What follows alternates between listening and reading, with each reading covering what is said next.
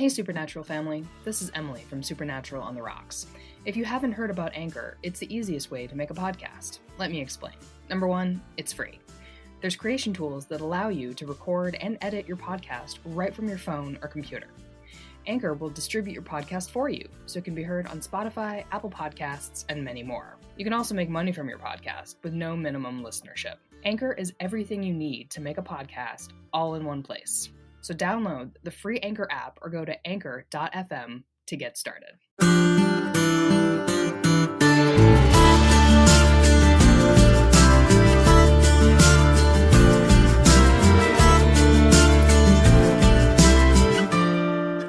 Don't you cry no more. Welcome to the next episode of Supernatural on the Rocks. I am Emily. And I'm Mandy. And this is season 1, episode 6 of the Winchesters Weekly. And today's episode is The Art of Dying. And the quick rundown of this episode is Mary gets a call from an old family friend who's looking for some help, but when the team arrives, they learn that some crucial details were left out. While Lata struggles with being a hunter and questions her future with it, John's eagerness and commitment to the hunt, it is capitalized in the summary, by the way, so I had to do that, worries, it had to be done, worries Mary. Carlos finds himself in a situation he's never experienced before and doesn't know what to do with himself. Initial thoughts? My initial thoughts were this is my favorite episode so far. Oh, okay. Excellent. I feel like they hit a point where there were multiple like storylines that were just interesting enough that I wasn't super bored. The only thing that slightly bored me was John parts. Like slightly. Yeah. Okay.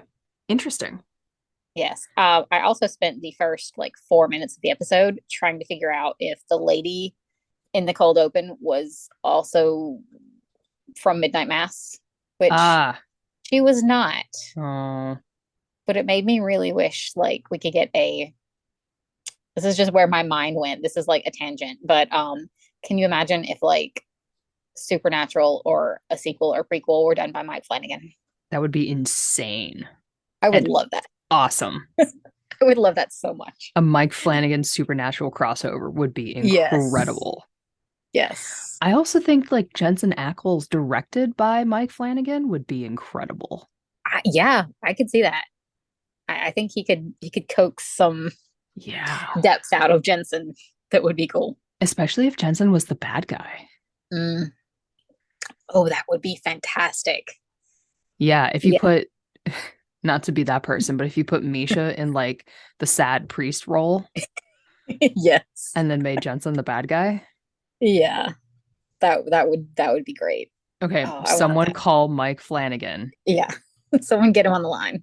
I don't know who it is, but make it happen. The HBO reboot. Well, I guess it's the Netflix reboot if it's Mike Flanagan of Supernatural. Roles reversed. Incredible. Well, fuck this episode. Let's just talk about that. Yeah, but okay. To go back to the episode, I also really liked the cold open with the jump scares. Yeah. I'm into the jump scares. This felt like a nice, like, supernatural introduction to a episode. The episode didn't end up being that scary, but the cold open was good. Well, the cold open also had a Castiel entrance vibe with the farm, the barn, and someone drawing sigils and the flickering lights, and the vibes were there for a little flashback to that. It was a lot of blood that just kind of poured out of somebody's body. It's like, damn. Like, at that point, it stops being like, ooh, creepy, and more like, really, that much blood? You needed that much. Yeah. Like, you do know how a body works, right? Like, where they just opened nose to tail? Like, damn. Did you put like a spout in them or something? I guess. And then considering what the monster ends up being, like, I don't think that's how that worked. Yeah. I don't think so. Damn. But yeah, so that's our cold open is an older, I don't want to say older woman, but an experienced hunter trying to escape something, and we don't quite know what it is. When we do go back to the group, I love that Carlos is still going to therapy. Yes, me too. I It's wanted to like, give him a gold star for that. Like, yeah, good job. it's like an aside, like a throwaway line almost, but he is still going. And he may be the only person in Supernatural's history who is taking care of himself. And Yeah. that worries me for him. Yeah. It worries me greatly. That hadn't occurred to me until now, but I'm like, no, no. I know what happens to mildly happy characters in this universe Mhm. that Not die. not Don't good. want. No. It's no bueno. So good for you, Carlos, and I hope all the best for you and your your growing sense of Yeah. self-worth and peace. The group also finds a hidden phone. They get a bat phone. Yeah. Amazing. Somehow this Mhm. phone hasn't rung before, I guess. It's strange, but okay. But I mean, I liked it. I mean, I like that it's yeah. another callback to like the hunter life, that they all kind of Yeah. have these things that they all do. They all have a number of lines. Like in one of the seasons in Bobby's house, like he's got 40 phones lined up with different names attached to them. Oh, Like I remember FBI that. director, like Yeah. CIA director, and he just answers whichever Uh, one rings. Um, so a retired hunter has called, and it's her hunting partner, her old hunting partner, who was murdered in the barn. And Tracy, the retired hunter, thinks that it's a werewolf. Well, she tells them she thinks it's a werewolf. Tracy is really good at withholding information from the Brat Pack here, yes. it turns out. Not great. Could have maybe saved everyone some time if she has just told them straight up what turns out to be some very important details about her life as a hunter and her relationship to Darla. Mhm. Um, but I think most importantly, what was her relationship to Darla? Lesbian. Lesbians. They're lesbians. This was not specifically confirmed in the episode, but I'm just gonna assume that along with giving us more like racial diversity and women who an impressive 6 episodes in have not died yet, Yeah. that they might start seeding in more queer Mhm. background characters in addition to Carlos. It felt like a very gay episode, and I liked that. Yes, Tracy has escaped the hunting life. She is growing vegetables. She's got the flannel life out in the countryside, an adorable house, and her old hunting partner that she still Mhm. seems to care about. I think that spells lesbian. Yeah, yeah, it is officially lesbian unless they want to specifically give me a call and tell me it's not. Yeah, and they are free to give us a call Yeah, and tell us more about the Winchesters. for the sake of informed consent, we will be recording that call, Obviously. but they can still just ring us up anytime. And I think both of our states are one party consent recording states. So Probably so. Yeah. I think we're fine. Yeah. Which, side note, is like the weirdest consent law about it. Like one party Yeah. consent, that makes absolutely no sense. That's not consent. That's That's not just how that one party works. deciding to do it. Yeah, I don't understand, but it could work for us here. So the Brat Pack goes to investigate because yet again, Mary knows this woman from her family's history, because there seems to be no one in this area who doesn't have a relationship to Mary in some regard. And I think What's the little nickname she gives her? shit, I what don't is it that remember. she calls her? Cricket? No, Cricket. Yes, she calls her Cricket. Cricket. Yeah. I would like for them to start meeting people who are strangers. I don't Yeah. need all of the cases to be like, this is my Aunt Mary, or not Aunt Mary, Aunt Tracy, and this is my second cousin Bob, and it's our neighbor who got kidnapped, who I used to babysit for. Like, they can be strangers to Yeah. be important. They do not need to be family. Kind of makes it seem like Mary just doesn't give a fuck about anyone she doesn't You're already know. right. Or Maybe she's there are cursed. strangers, Yeah. but she's just like, nah, we're not No, wasting time on that one. we don't need those cases. We don't care. Or she's cursed and only people Oh, around her yeah. get hurt. Which, that could mm, that could be pretty legit. interesting. That could be interesting. Mark that down. Timestamp that. Yeah. So a lot of things that the claw marks in the body, because again, in this world, bodies don't go to coroners. Of course. Deaths are Yeah. not reported to anyone of importance. They just exist, and no one's family gets informed. I was gonna say I can buy that like some hunters have picked that life because they're solitary, but like surely some of them got family that are Right. like, hey, haven't heard from Aunt Darla in a few years. Yeah, yeah. Wonder what happened to her somewhere Sure. in the last 20 years. Now I'm just imagining them reacting to an episode of Unsolved Mysteries where it's like one of their hunters they burned. Yeah.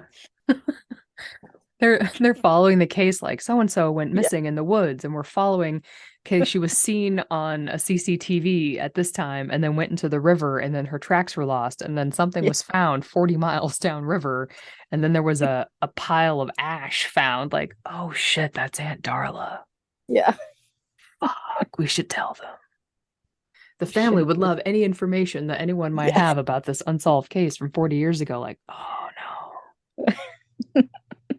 Man, there's like no way there's not things like that happening to some of the hunters. There have to be, because they've left clues everywhere. Yeah. Like there's a whole thing in Supernatural of Sam and Dean being wanted felons. Yes. They're not under the radar. Or if they're trying to be, they're just very, very bad at it sometimes. Which, terrible at it. I know everyone has mystery ages in the Brat Pack, but still, like some of them are young and new and maybe just not great at it yet. And they're not worried about DNA evidence yet. It's 1972. Oh, yeah. They're leaving fingerprints and hair and DNA everywhere. Paul Holes is going to come for these people at some point. And what are they going to, how are they going to explain it? Like it's a Suquayon. Like, yeah. It's not the Green River Killer. It's a Suquayon. I don't know what to tell you, Paul. There's a whole world of mystery here that a podcast is trying to explain in 2022. Yes. That there's hunters out there like, that was us. And we just left behind fingernails. Podcast in 2022 investigating these cold cases from 1972. Yeah. And it's just hunters leaving behind destruction. Yeah. Just like the path of bodies and DNA in their wake. Okay. I know this has nothing to do with this episode, and I swear we'll get back to the episode, but now I want a podcast that's like creative fiction of an investigative podcast that is accidentally trying to solve these mysteries, unsolved mystery style, that are supernatural death. Like, right? Like they are 2022 unsolved mysteries. Yes. But they are werewolf murders and they just don't realize it. I mean, if somebody hasn't written a fic like that, like it would make a great original novel in their universe. Yeah.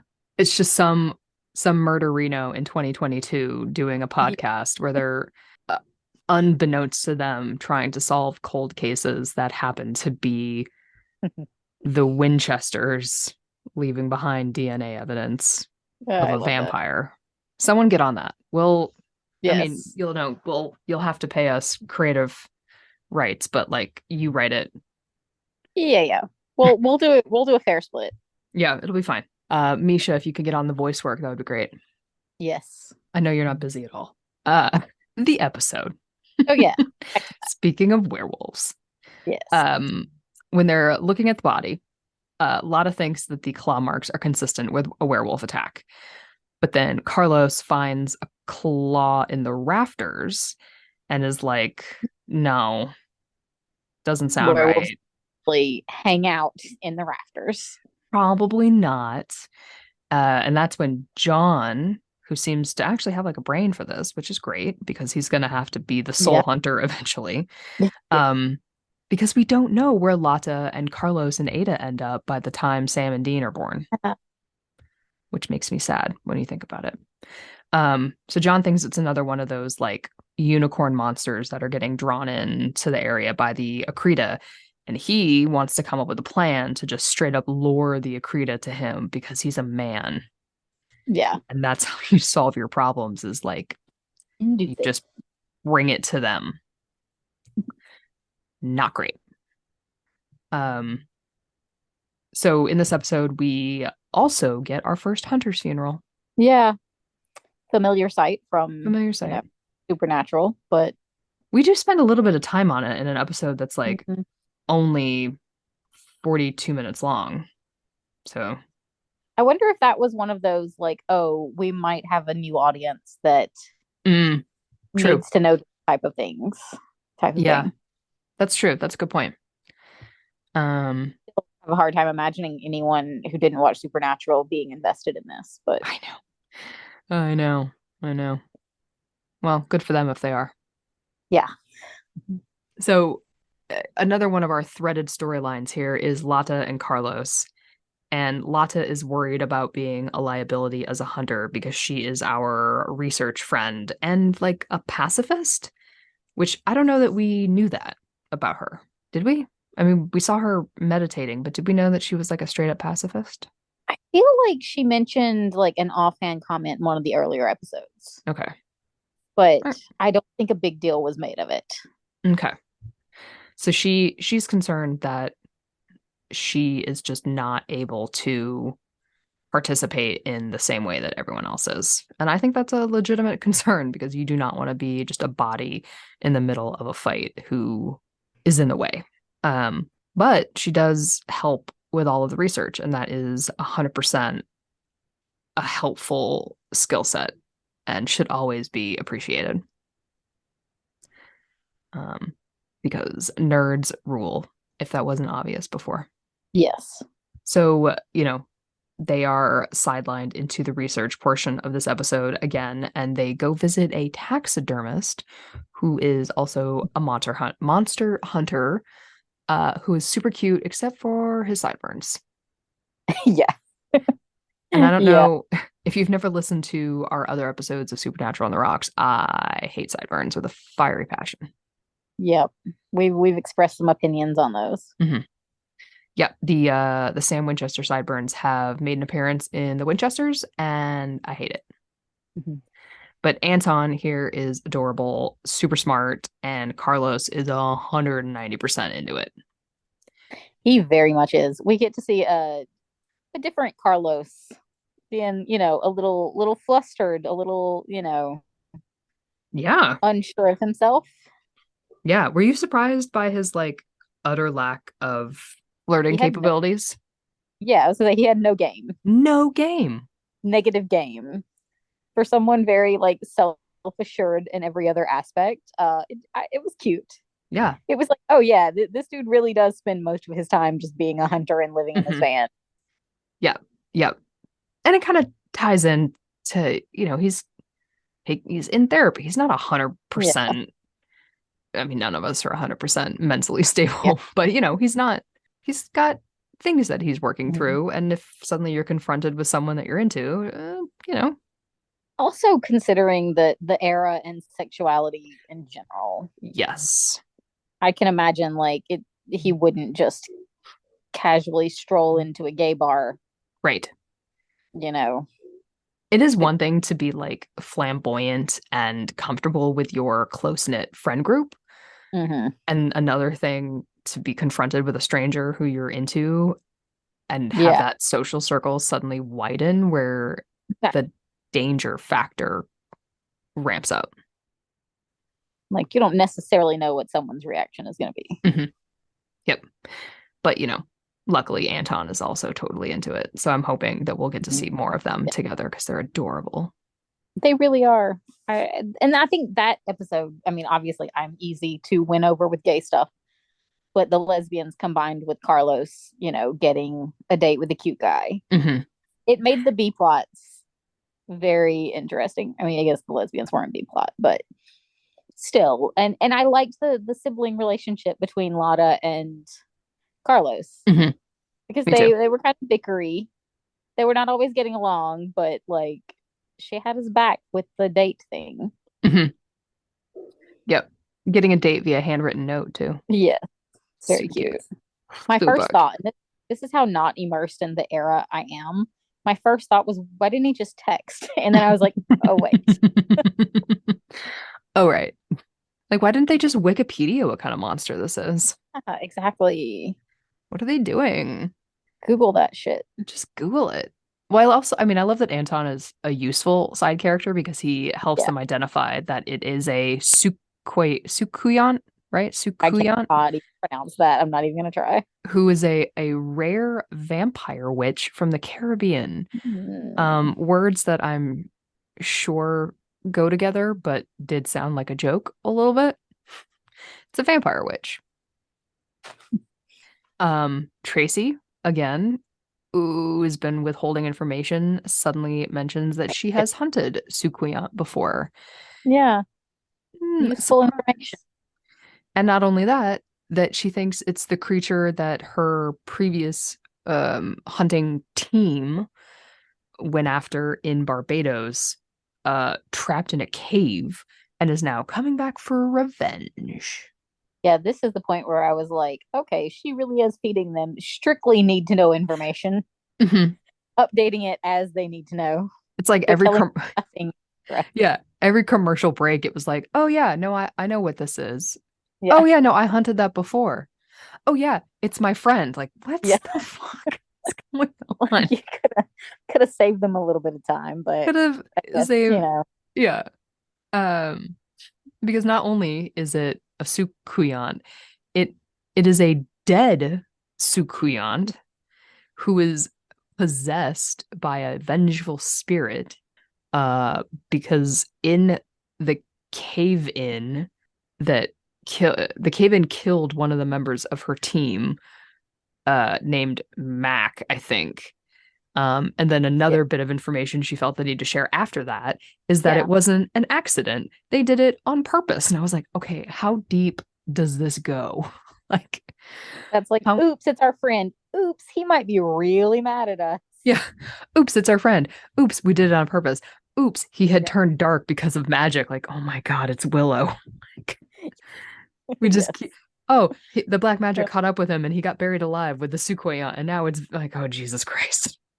Like, how Yeah. convoluted is this episode?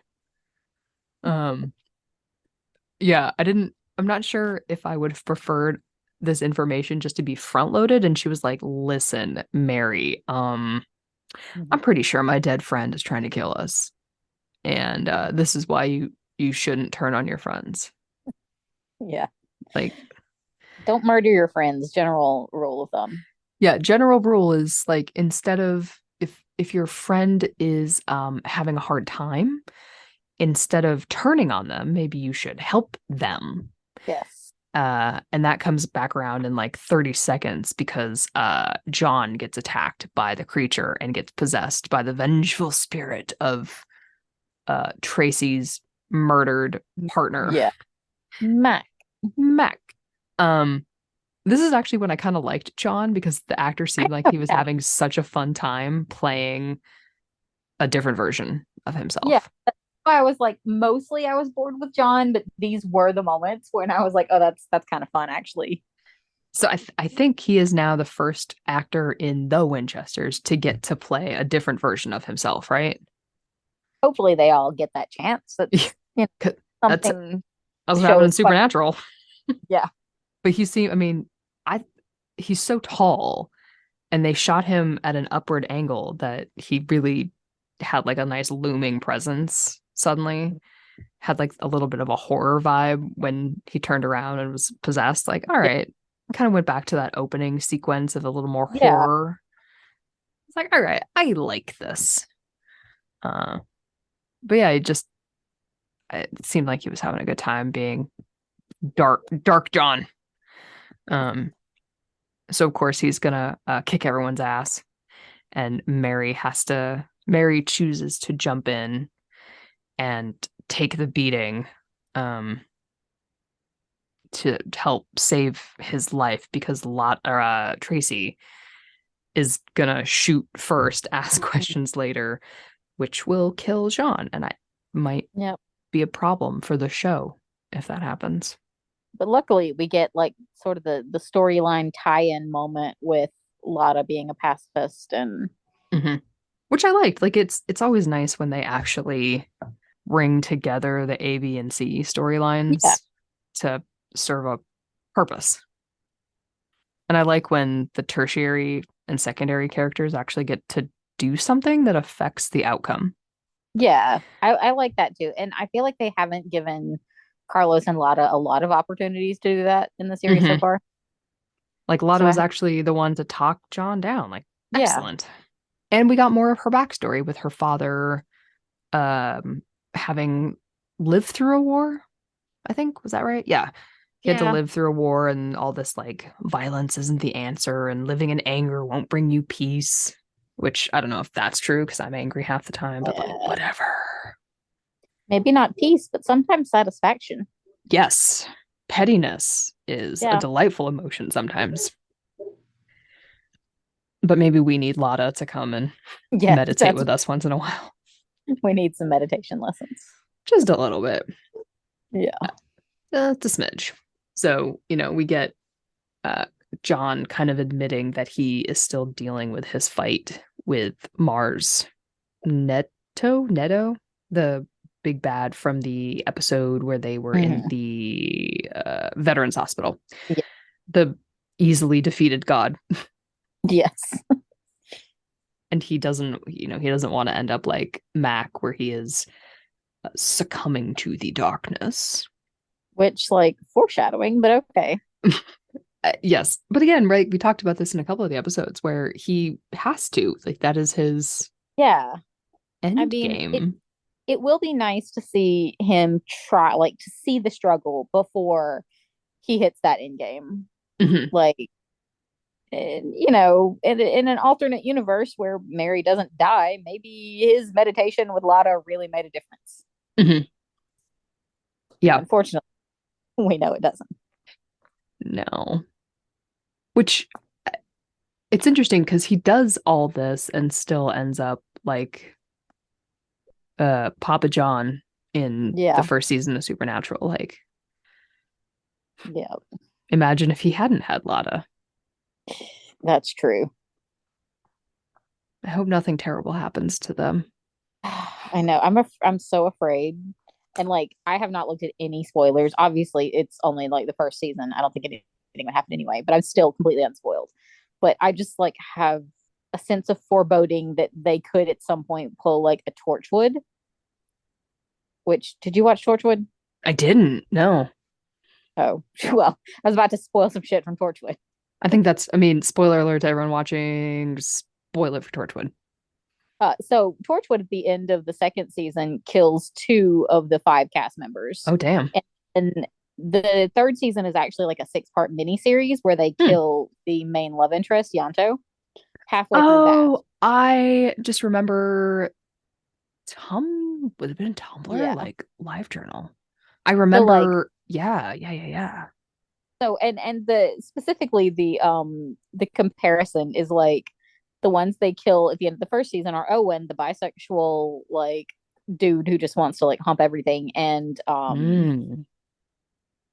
oh, I don't remember her name, but anyway, the like Asian scientist girl. And I'm like, let's not kill our like diverse and minority characters Hmm. like Winchesters. I kept just wanting to say supernatural. Yep. Like let's not recreate that. A main cast of five people and Torchwood killed off the three good ones. Yeah, I do worry about that. Um and considering like obviously they never came back during Supernatural, which not that anyone would have had the foresight for that. That would have been a very long game. Yes, it would have. So like I don't hold that against them, but I'm afraid that is the most logical explanation for why they never would have showed up. Right. Ugh, that would hurt. I know. It would already hurt. Even if I'm not like even if I'm saying I'm not emotionally invested in this show 6 episodes in, I kind of am with those characters. Yeah, no, I feel that. I like Carlos and Lata and Ada a lot. Yes, I do too.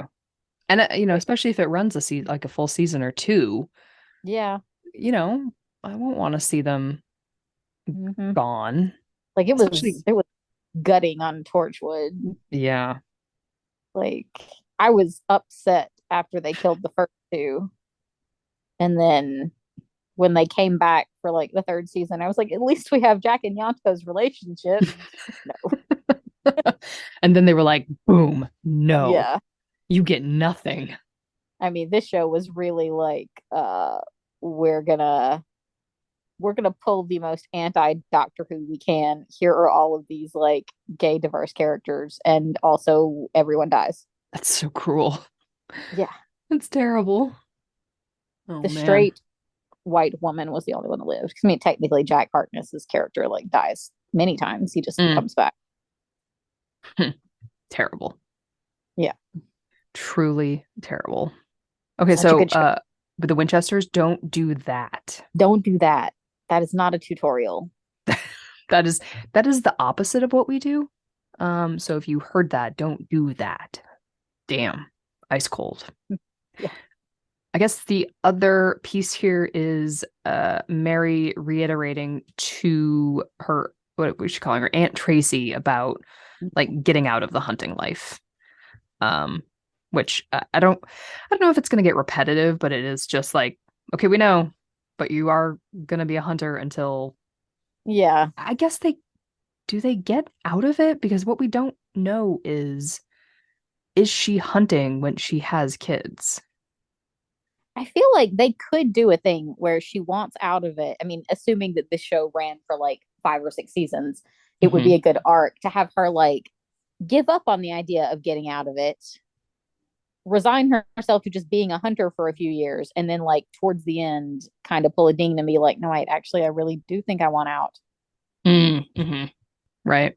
That Yeah, I guess gets that'll pregnant. be bit late. Yeah. Yikes. I guess that'll be an interesting Yeah. progression is like, does she get out and have, not that having kids is better or worse. Um, Although I guess we could make an argument, but Yeah. that's not we're not writing the show. No. But I mean she does end up having two kids, so we never Mhm. in Supernatural, we never really know what stage her life is when when she dies, right? Yeah. I don't really know what she's doing then or what John is doing then. So I guess that'll be an interesting piece Yeah. of the puzzle, I guess, to see what they're up to when that happens and if they are no longer hunting. And then when she dies, John gets back into hunting in his grief. I hope we get that far. Yeah, me Like, too. I hope this goes on long enough. Because then if we don't, Jensen's just gonna have to make another fucking show. Yeah. I mean, sucks for him, but he'll have to. He's never getting out. You never. He'll never let it go. Can't blame him. Okay. I think that is our episode. Oh, just at the end, Carlos says that they found the radio tower of the Akrita. So that is where we're Yes. heading for the next episode before the midwinter break. Yep. I think I didn't really have any 2020 dialogue. No, nothing besides me thinking, why didn't they text? That was on me, not them. Right. Right. I did like Carlos's line about like I like to think of it as our robe. Yeah. Oh, I yeah, thought that was was fun. cute. Yeah. Wearing Mary's robe. Mm-hmm. I thought that was funny. I hope their relationship Yeah. continues to get funny. Yes. I like their little Mhm. vibes. Okay, great. Then that is episode 6 of The Winchesters. Thank you for listening to this podcast. You can follow us on the internet at SPN on the Rocks. If you want to support the podcast, you can find us at patreon.com/glee on the rocks, where you can find like a shit ton of mini episodes about all sorts of pop culture stuff, Glee stuff, not Glee stuff, other stuff. You'll have to scroll through and see if there's Lots. anything that catches your fancy, or Mhm. you could not do any of that and just continue to listen to these episodes. So yeah, thanks for listening, and we'll catch you on the next one. Goodbye. You've been listening to Supernatural on the Rocks, a podcast by OTR Productions. A huge thank you to our sound editor, Adriana, and our podcasts, who secretly run the show. For more episodes, download us on Apple Podcasts, Spotify, Google, or wherever you get your podcasts. Follow us on Instagram, Twitter, and more at SPN on the Rocks. If you'd like to support the podcast, you can subscribe to our Patreon account at patreon.com/Glee on the Rocks. Subscribers get ad-free episodes, exclusive mini-episodes deep diving into the fandom, salty opinions, and more. So until next time, this has been The Road That Was.